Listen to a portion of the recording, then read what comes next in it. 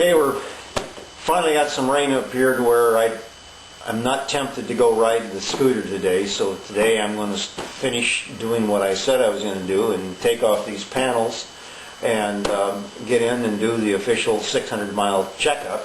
And the only way you can get into this thing is to take off the panels. So we're going to start taking off panels, and I've got my service manual, and I've highlighted the page in the general chassis section. We've already taken off a lot of the stuff on this page, the first page, for taking off the front cowling to get into the battery. So now we're going to get into the next page, which goes into taking off all these side pieces and the front cowling to get into the engine.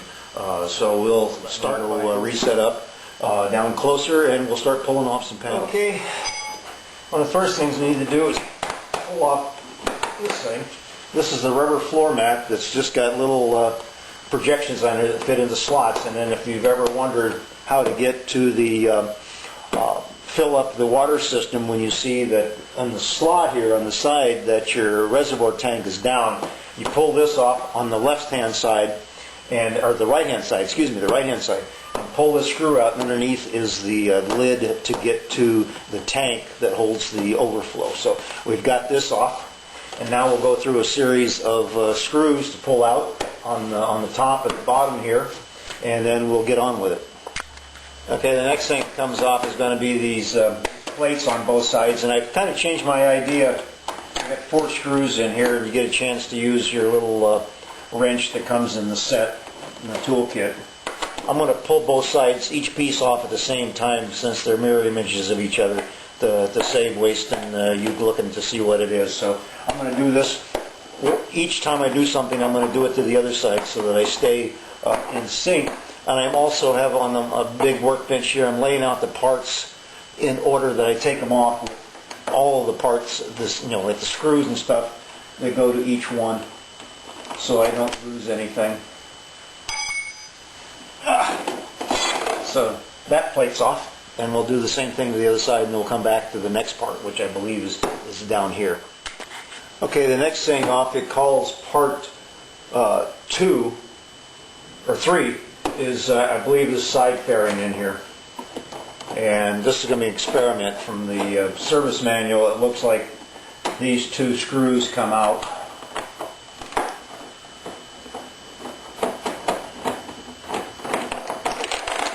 And free up this side panel. Yeah, okay. Let me do some experimenting off camera to find out how this thing comes out, so I don't want to cuss in front of the children in case they're watching. Okay, it's off. I had my doubts there for a while. You've got the 2 screws in the panel here. You've got 3 of the little pop rivets. They go along this back end from this front edge. I had to go back to the house to get my torch, flashlight to Americans, and see what was in behind there. And then as I pulled it out, I wasn't quite certain because I kept seeing the back side of this screw right here, thinking, well, maybe that's something that has to come out this way. But it's more of those metal clips like I showed you on the when I was doing the taillight thing. There's little metal clips in here, and my little handy-dandy, actually it's a paint can side scraper for quarts and gallon cans, makes a nice wedge to pry in there. So you've got, like I said, 2 screws, 3 pop rivets, and then the rest are push pins that come out. 1, 2, 3, 4 of them along this top surface. Now that I know better, I'll go on the other side and pull off the left panel. Okay, the next panel it says to take off is number 4, which is kind of this like rock panel down here on the very bottom. So let me get the camera down at a height that we can see it, and I'll go into it. And it looks like it has at least 4 or 5 screws. Some may be hidden. We'll find out. Okay, this one's a little more of a challenge to get all the screws off on this thing because they're hidden. Let me give you a run through here.